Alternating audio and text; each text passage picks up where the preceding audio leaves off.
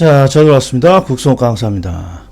자, 질문이 들어왔는데 질문이 여가 현상에 대해서 물었어요. 그 중에서도 하향 여가. 그러니까 참 질문이 안 오는 거에 대표적인 질문이 잘 안 오는 것 중에 하나가 하향 여가인데, 이런 게 질문이 왔다 그러면 이제는 정말 바쁘다는 거죠. 맹목적으로 지금 모든 과목을 달달 암기하다 보니까 없는 시간에 어떤 논점을 이제 잊고 있는 거죠, 오히려. 자, 그럼 한번 정리해 드릴게요. 일단 주택 여가 현상은 여가 현상만 시험에 나오지 않죠. 반드시 주거 분리 여가 현상이 같이 나오죠. 그런데 이 분은 일단 뭐가 헷갈리냐 그러면, 하향 여가와 상향 여가를, 이게 특히 하향 여가에 대한 것만 나오면 자꾸 틀리다는 거예요. 그럼 보세요. 하향 여가와 상향 여가의 구별은 옷을 순환하는 현상으로 바꿔서 이해를 하면 쉽다겠죠. 주택을 순환하는 건 우리가 상상하기가 쉽지 않잖아요. 주변에서 흔하게 일어나는 현상임에도 불구하고 이런 걸 생각을 안 해봤으니까. 그래서 하향과 상향 여가의 구별은, 일단 형의 옷을 동생이 뭔가 물려 입었습니다. 그러면 아랫사람이 옷을 물려받았으니까 이걸 하향 여가라고 하는 거죠. 그렇고 예외적으로 형이 동생의 옷을 물려받았습니다. 그러면 윗사람이 물려받았으니까 상향 여가라고 하는 거고, 그러니까 동생이 형의 옷을 물려받았어요. 아랫사람이 물려받았으니까 하향.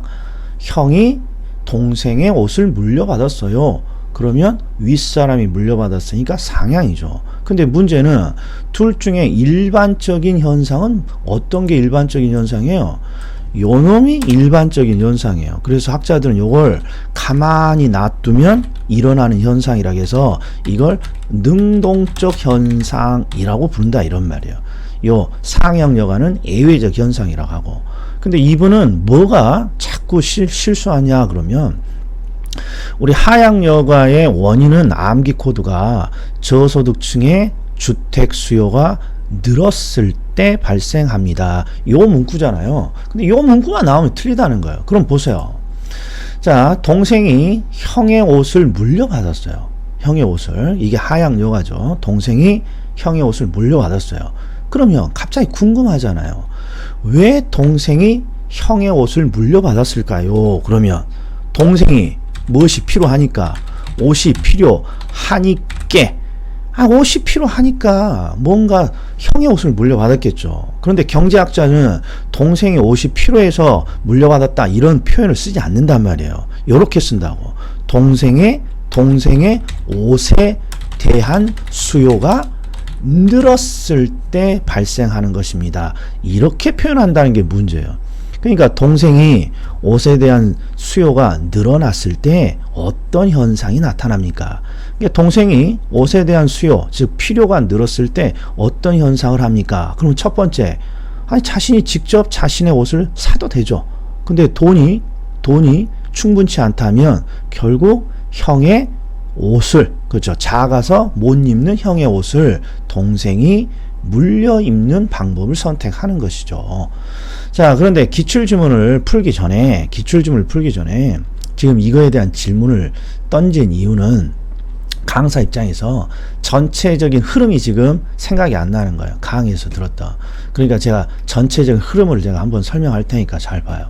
얘는 도시구조에서도 대단히 중요한 내용이니까 한번 보세요. 전부 다 제가 엮어서 해볼 테니까.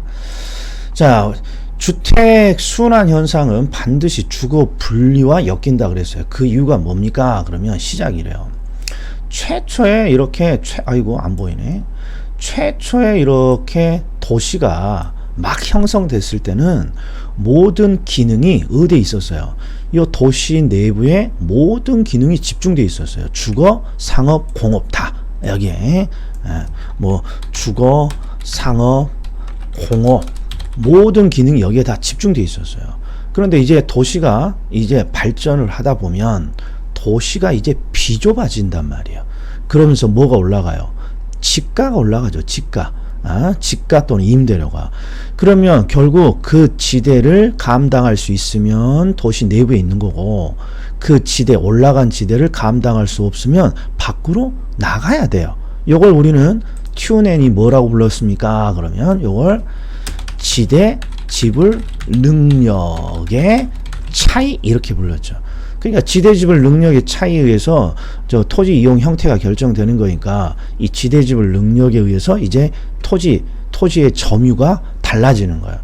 근데 대부분 주거지가 지대 지불 능력이 제일 낮아요. 상업이나 공업은 수익성이지만 주거용은 돈을 만들어내진 않잖아요. 그래서 주거지가 이제 밖으로 이렇게 이탈하는 거예요. 이렇게 밖으로 외곽으로. 근데 밖으로 외곽을 할 때 누가 먼저 자리를 잡습니까? 그러면 소득이 충분한 고소득층이 먼저 적당한 위치에 이렇게 자리를 잡는단 말이에요.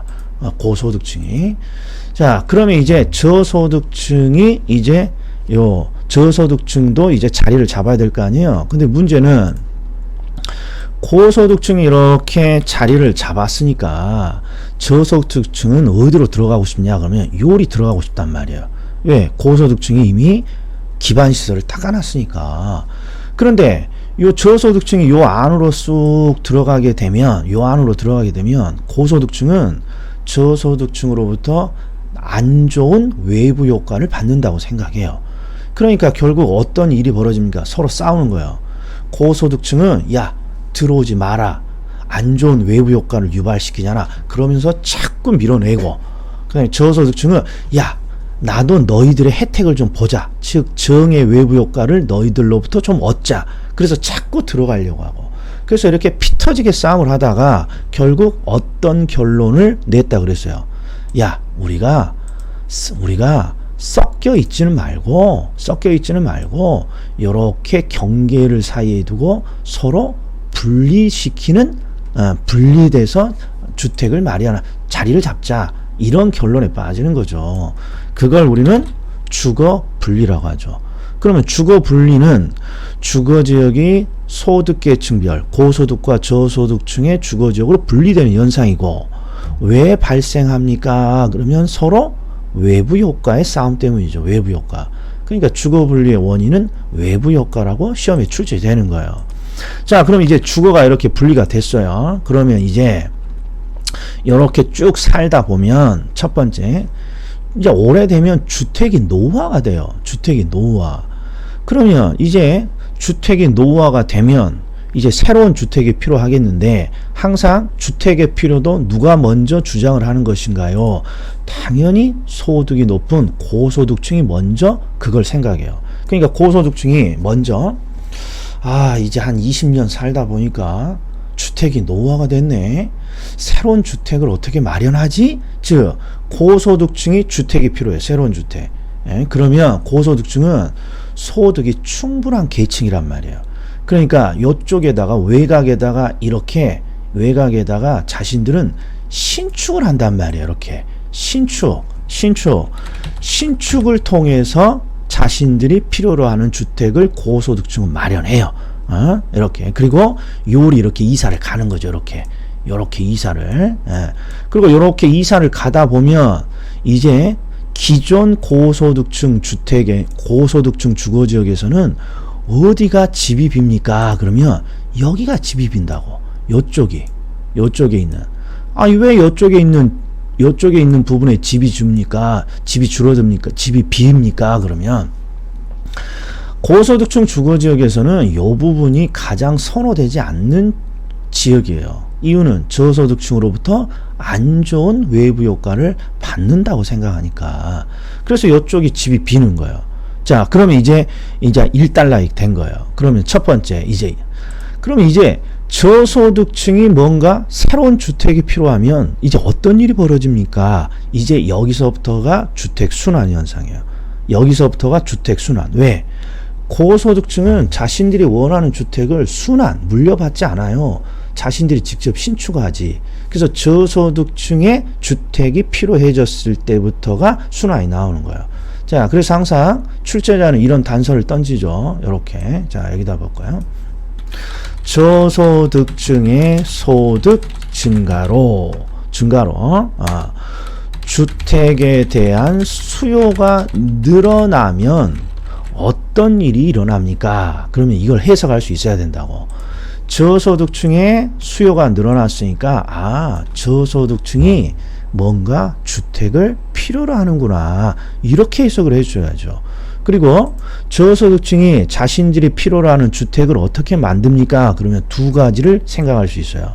첫 번째는 무엇이냐? 고소득층처럼 자신들도 신축을 하면 되잖아요. 신축. 그런데 이 하양 여가의 이론은 신축은 고려하지 않아요. 왜? 저소득층은 신축을 할 정도의 소득이 충분치 않다고 보니까. 그러니까 하양 여가에서는 신축이 불가능하다를 기본소를 보면 이걸 전제로 하는 거예요. 그러면 신축을 할 수 없으면 어떤 방법이 있을까요? 봤더니 여기 있는 거야. 요걸 찾은 거야. 이 당시의 상황은 저소득층이 노동자 계층이고, 저소득층이 노동자 계층이었던 시대는 산업이 공업 시대예요. 공업 시대. 자, 그러다 보니까 아이고 뭔 말 하려고 하다가 아침 이게 갑자기 하나 보니까 뭔 말 하려고 하다가 생각이 안 나버리네 제가. 자, 그렇죠. 이 저소득층들이 노동자 계층이에요. 그리고 공업지역이었고, 그리고 공업지역의 공업시대의 노동자 계층들은 정말 우리가 생각하는 저소득과는 완전히 달라요. 완전히 빈민층이에요. 지금으로 치면 빈민층. 그래서 저소득층의 주거지역은 대부분 뭘로 구성되어 있습니까? 대단히 열악한 판잣집, 요런 거지, 흙집, 요런 거예요.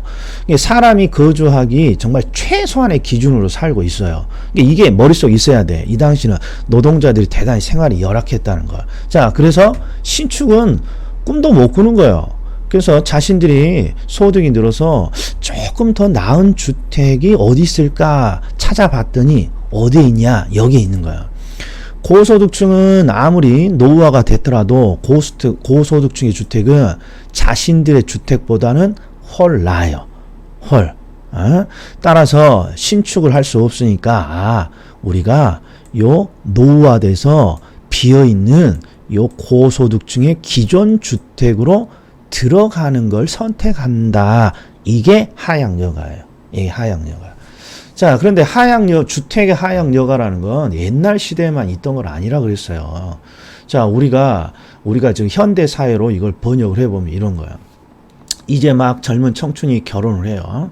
그러면 대부분 소득이 충분치 않으니까 단칸방에 산단 말이에요. 조그만한 10평 이렇게 아파트로 치면, 평수로 치면 10평에 딱 산단 말이에요.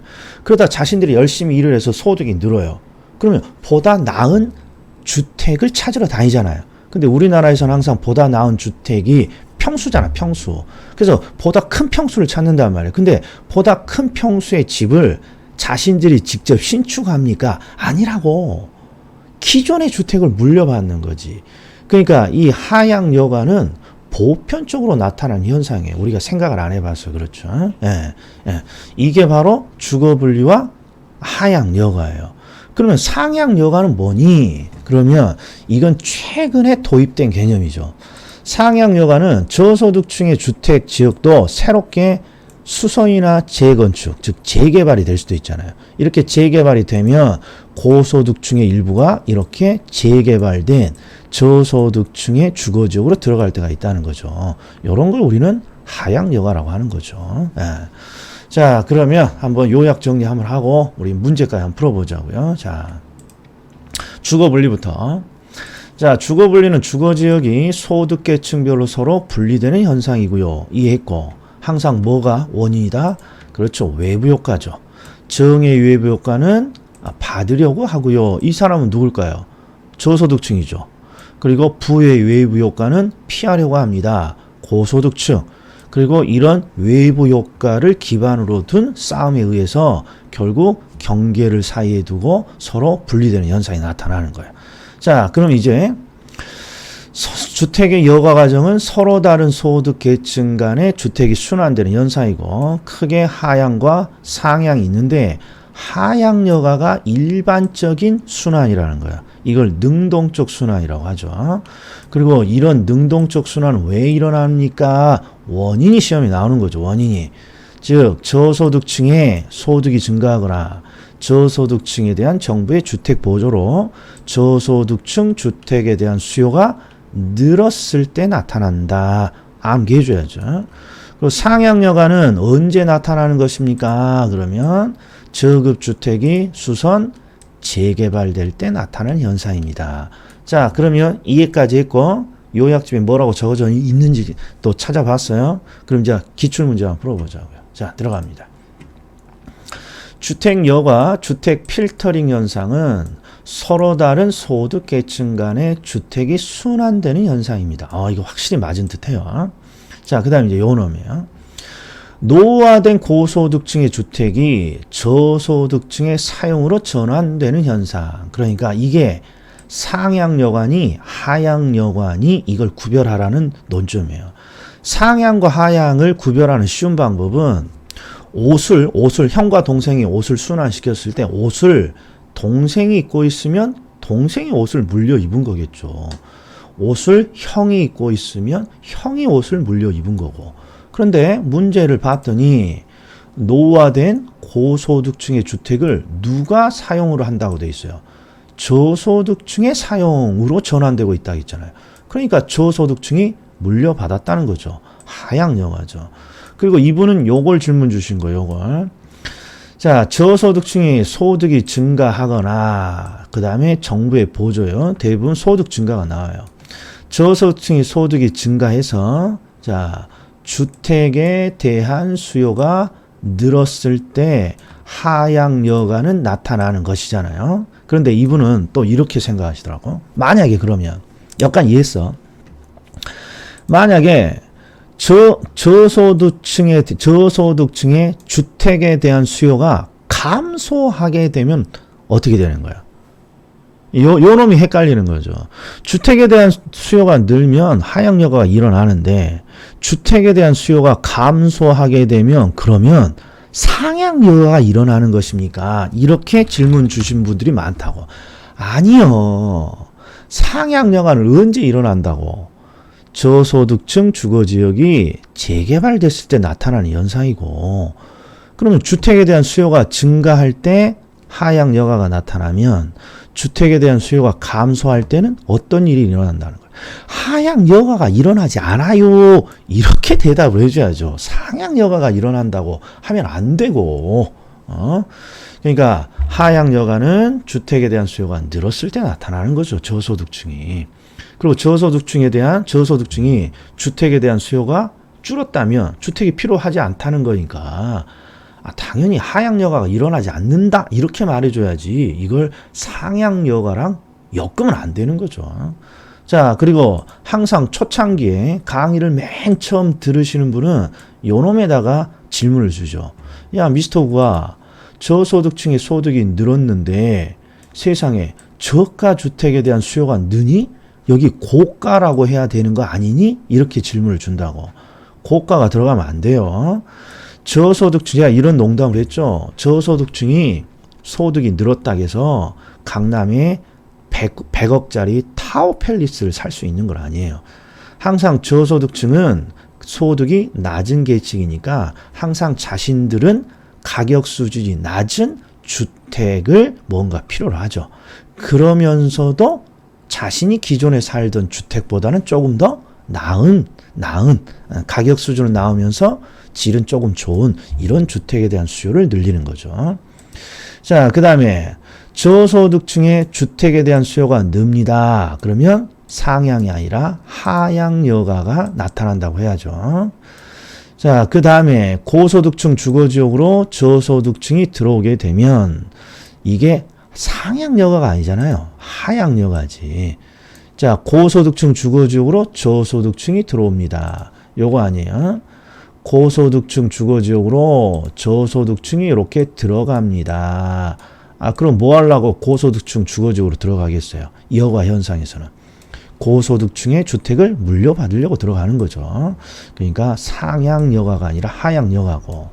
그리고 이런 하향여가가 계속 지속되면 요 고소득층의 주거지역은 점차 저소득층의 주거지역으로 바뀌는 거죠. 즉 요 부분이 이제 곧 있으면 뭘로 바뀌는 거예요?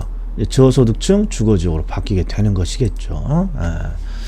자, 그 다음에 자, 저소득층 주거지역의 주택이 이게 저소득층 주거지역의 재개발이 나타나면 어떤 일이 일어납니까? 상향여가. 옳은 지문이고.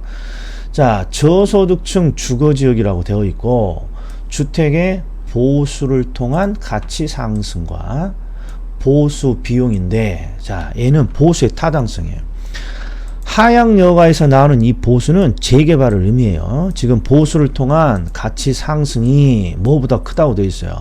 보수 비용보다 크다고 되어 있으니까 보수는 반드시 일어나는 것이겠죠. 그러니까 저소득층 주거지역의 보수 재개발이 일어나면 어떤 일이 벌어집니까? 상향여가가 일어나겠죠. 자, 밑에도 주택 보수를 통한 가치 상승분이 보수 비용보다 크다면, 그러니까 보수의 타당성이 있는 거죠. 그러니까 저소득층의 보수는 일어나는 것이고, 그러면 이건 상향여가의 원인이 되는 거죠. 원인이. 자, 주의하셔야 돼. 그러면 또 이것도 한번 해볼까요? 마지막으로. 만약에 보수를 통한 가치 상승분이 보수 비용보다 작다고 가정하면 어떻게 돼요? 보수의 타당성이 없는 거죠. 그러면 하향여가가 일어나는 거예요? 아니잖아요. 보수의 타당성이 없다면 상향여가는 발생하지 않는다. 이렇게 해줘야죠. 자, 마지막이라 제가 일부러 좀 길게 한번 설명했어요. 이 내용은 다시 우리가 수업 중에 듣기는 쉽지 않을 것 같아서. 자, 여기까지요. 꼭 마무리 잘 해주시기 바랍니다.